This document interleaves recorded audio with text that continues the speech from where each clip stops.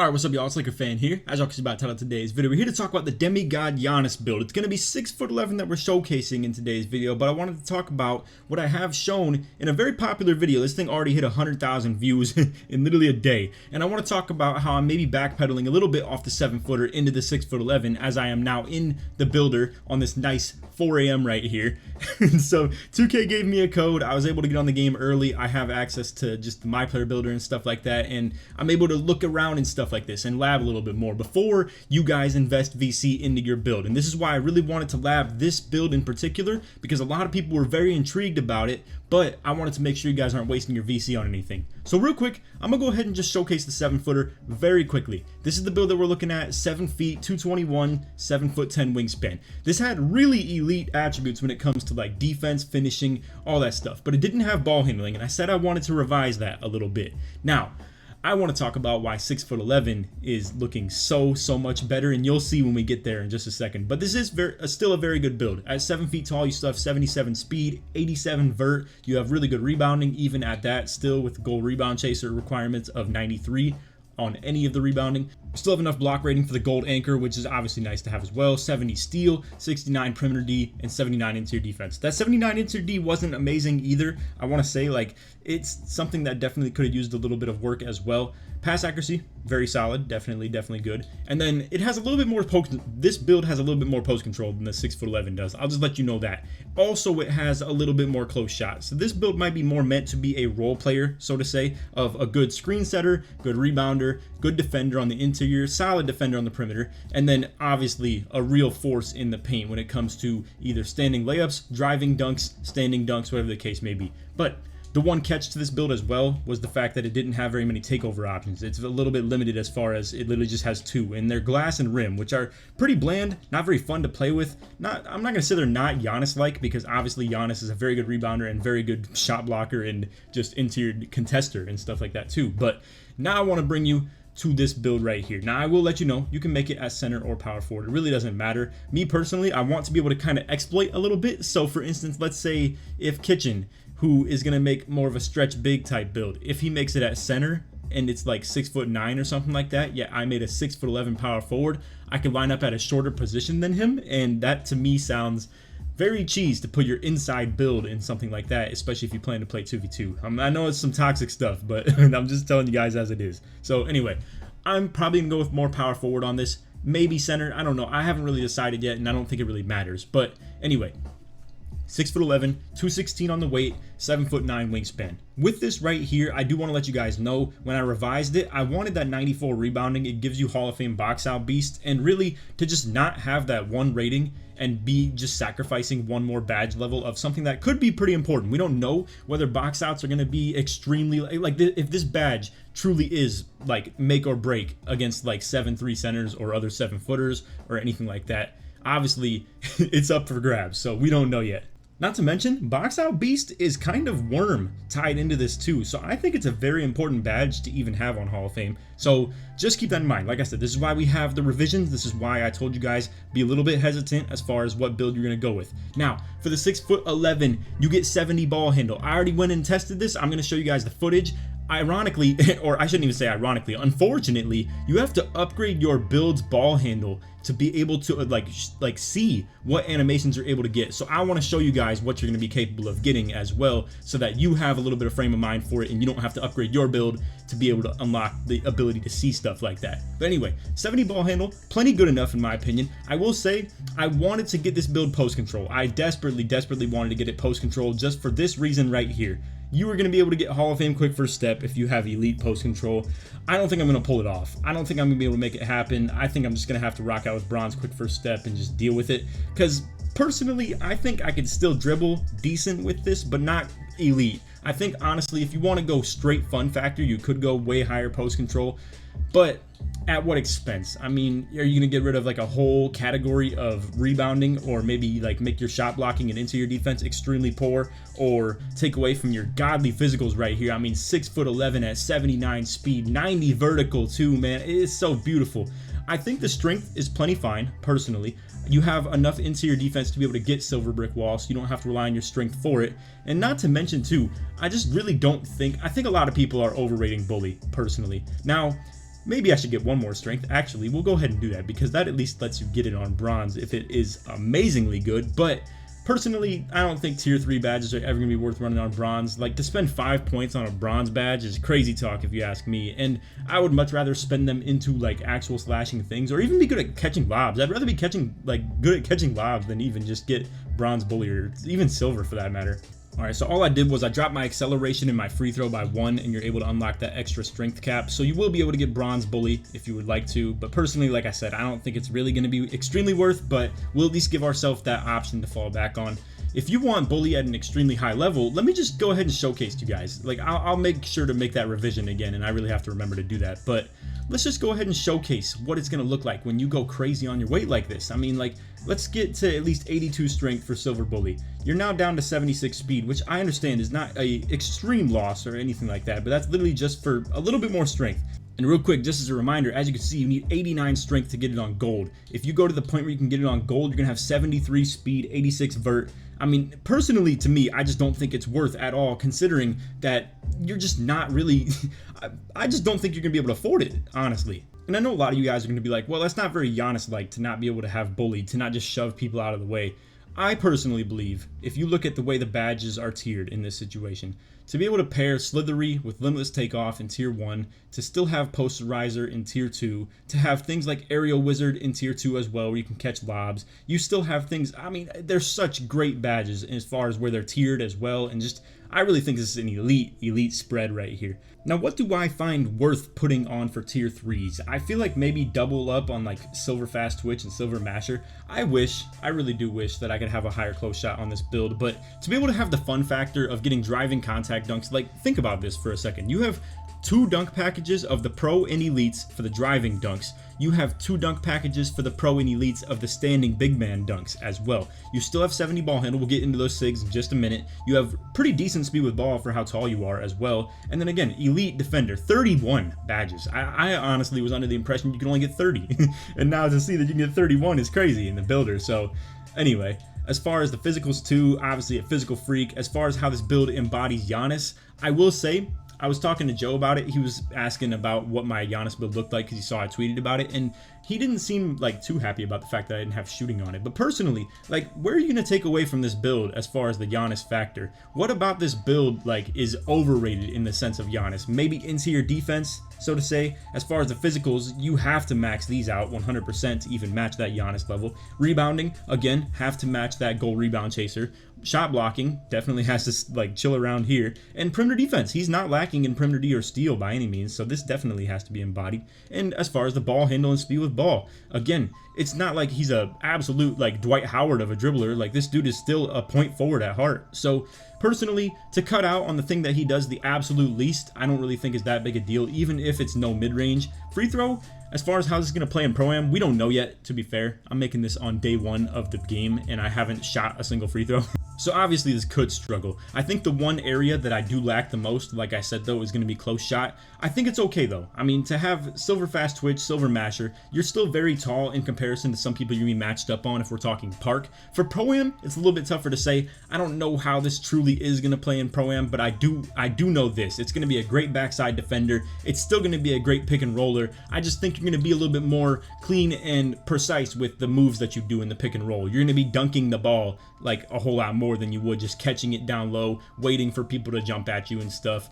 Pump fake, pump fake, pump fake, go up. It's not going to be stuff like that. It's going to be a little bit more like you are just pick and rolling and holding your X or holding your like dunk meter type stuff as well, whatever the case may be. So anyway, real quick, we're going to talk about the badge budgeting, but as you can see, we get slash take on this. I'm a huge fan of that, absolute huge fan of that, because it boosts so many attribute ratings. I don't know if I uploaded that video before this or after this, but you guys will see the attribute ratings that are affected by each takeover. It's still the same thing as it generally was in every other video, every other game. But anyway, I mean, finishing moves, huge to have. Like, for the fun factor, for the sake of just boosting your ratings. Again, if you have slash take activated, you're gonna have literally 87 speed. Yeah, 87 speed when you have slash take activated with 98 vertical. So just keep that in mind. This build is an absolute athletic freak. You also will have 99 driving dunk and 98 standing dunk when you have takeover on. Your close shot will get a +8 boost as well, so you have 82 when you have slash take on. So expect that you will absolutely dominate when you have slash takeover. You could play like a little bit more of a role player. You could be a pick and roller. You could just kind of camp the paint every now and then if you don't really want to utilize your actual like ISO slashing ability, so to say. But when you get that slash take, I think that's when you can actually have a lot of fun and unleash and be able to do like really cool fun stuff. So anyway, like I said, there's the takeover options. I'm gonna go ahead and hit like the test builder, but I do want to show you guys too.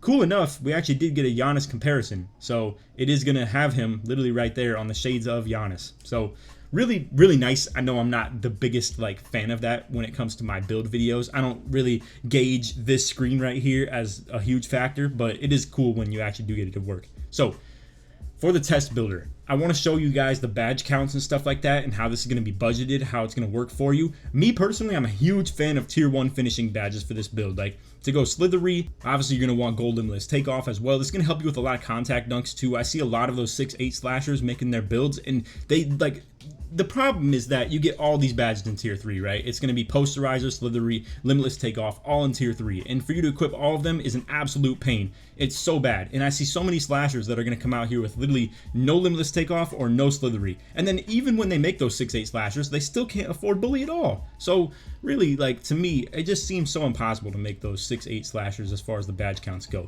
Now, I'm a huge fan of Acrobat. I think this is going to be on some Giannis stuff too, because I know he's maybe not as crazy, like agile when it comes to playing around in the paint, and he's way more physical. But in my opinion, Acrobat does help you be more physical. As you can see, the last part of it, the ability to beat defenders with gathers is improved. So like for hop dunks, for spin dunks, stuff like that, I believe it really lets you bully people out the way, and it's more of a skill-based bully, if you ask me. So that's my opinion on that. I really do think a lot of these tier 1 badges are so worth running. Like you could even though your post control isn't great, and I do understand you're going to want to avoid doing it on people that have extremely high steal ratings. So these can come and go for sure. But then even at this, like you got Pro Touch on Hall of Fame. It's going to be so nasty, bro. And again, you can keep your layup timing on for this type of stuff too. Giant Slayer, in case you're maybe playing 1v1 court and you're going to deal obviously with a build like this, you're going to struggle playing against other 7'3s. So to be able to have something like this on Hall of Fame whenever you want it as well is pretty crazy. Obviously, I'm not a huge fan of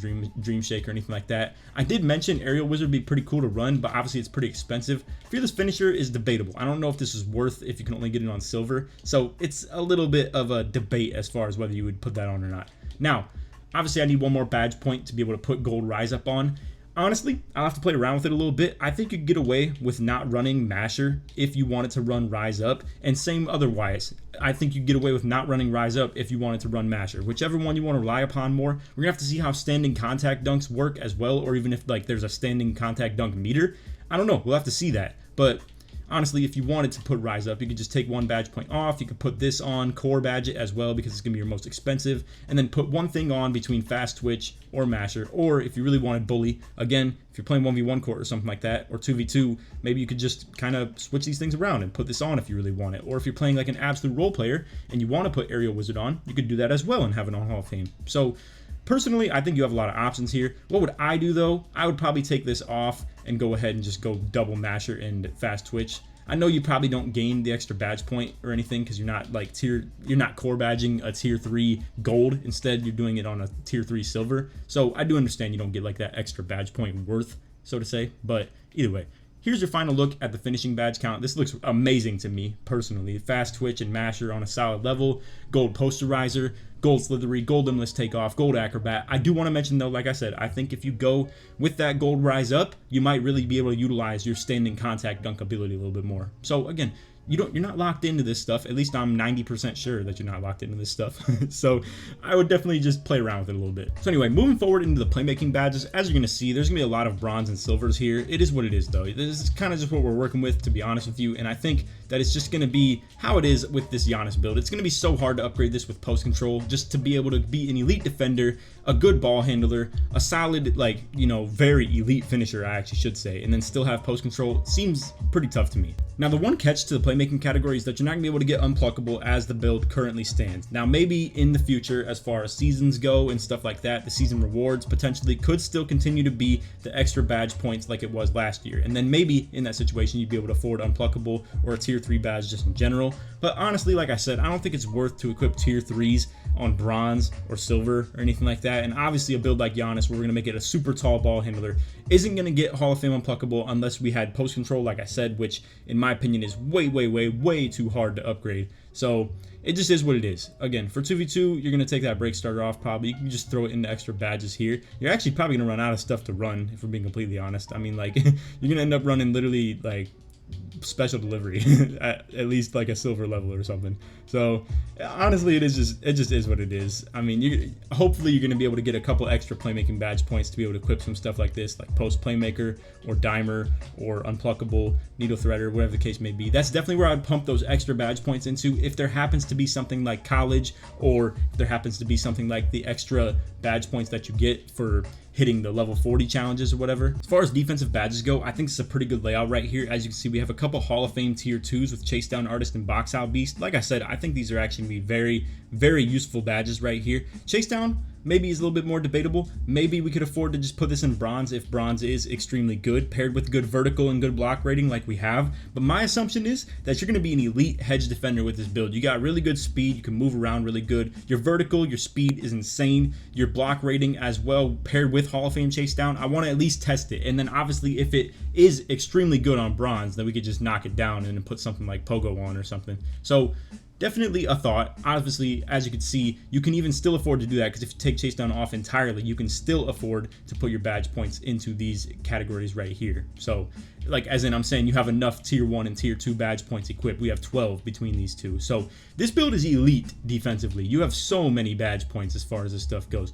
I think personally, Workhorse could be definitely worth running if you want to, like, let's say you're playing as a true hedge defender and you want to just go ahead and just rock out with Workhorse. You're not planning to switch on to guards at all. It's possible to literally just do this. Like, I think Workhorse could be extremely good as far as, like I said, tracking down the loose balls, speed involved, and you pair this with Rebound Chaser, you pair with this with your, like, super crazy physicals and stuff like that too. I think you'd really be working. I think you really could be working. So anyway, last thing for the video, we're going to showcase the animations that I had recorded. I'll get to that right now. Alright, so we'll just take you guys right through this recording. Pretty much when you load into your player, you can pick which team you get drafted by. I know it's a little bit interesting, but honestly, I do like that factor, even though it's unrealistic. But I like the factor because last year we were all stuck playing for the Thunder or the Pistons and stuff like that, and it wasn't good. It just was unfun. It was not fun to play my career. So I just want to kind of guide you through this a little bit. When I load up these animations, this is what you're going to run into. You're going to go to the animation store like you always would have in any other 2K, and you're going to look, and you would look for those locked animations. But here's the problem. They don't show up anymore.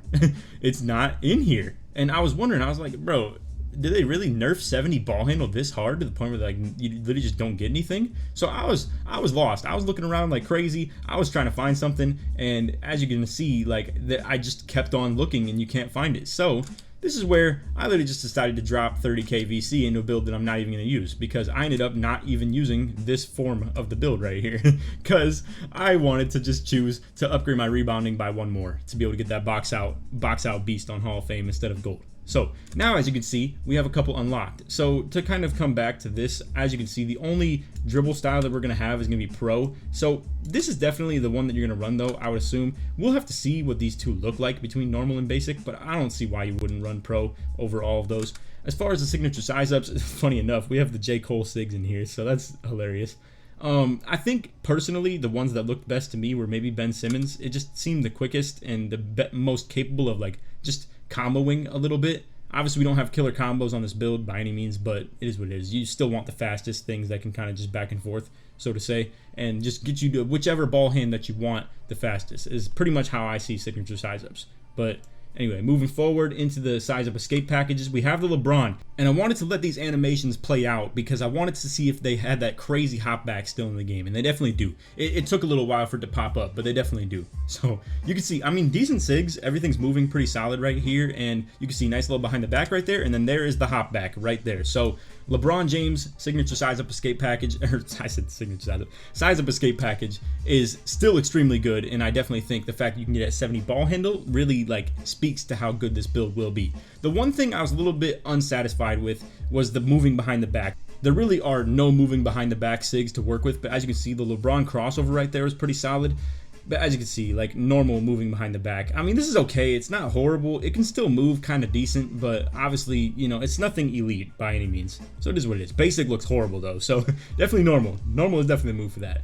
For moving spins, you got Wiggins and Embiid. They both look pretty decent and explosive. It's not something gigantic to worry about or anything like that, but same with moving like step backs.